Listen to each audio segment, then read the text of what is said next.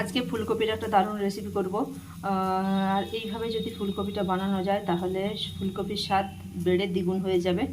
তো তার জন্য একটা মশলা তৈরি করে নেব। এখানে দিয়েছি টমেটো, আদা, লঙ্কা, হলুদ গুঁড়ো, ধনে গুঁড়ো, জিরে গুঁড়ো, কাশ্মীরি লঙ্কার গুঁড়ো, সরষের তেল, এগুলো দিয়ে একসঙ্গে একটা পেস্ট তৈরি করে নিচ্ছি। কড়াই সরষের তেল দিয়ে দিয়েছি, এরপরে জিরে আর একটা তেজপাতা ফোড়ন দিয়ে দিয়েছি, এরপরে বেটে পেস্ট করে রাখা মশলাটা দিয়ে দিচ্ছি। ভালো করে মশলাটা কষিয়ে নিচ্ছি। আমার মশলাটা ভালো করে কষানো হয়ে গেছে, মশলা থেকে তেল ছেড়ে দিয়েছে। এরপরে এতে সেদ্ধ করে রাখা নুন হলুদ দিয়ে সেদ্ধ করে রেখেছিলাম আলুটা, সেই আলুটা দিয়ে দিচ্ছি। এরপরে এটা একটু কষিয়ে নিচ্ছি।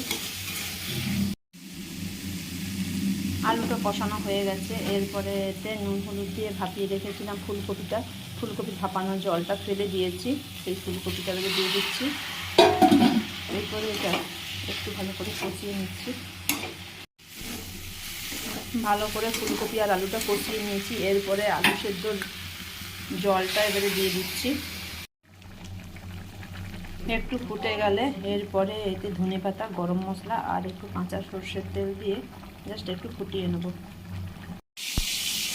ফুলকপিটা হয়ে গেছে, নামানোর আগে একটু ভাজা মশলা দিয়ে দিয়েছি। ভাজা মশলায় দিয়েছি ধনে, জিরে, গোটা গোলমরিচ, তারপরে হচ্ছে পাঁচফোড়ন, শুকনো লঙ্কা, মৌরি, সব শুকনো খোলায় ভেজে গুঁড়ো করে দিয়ে দিয়েছি।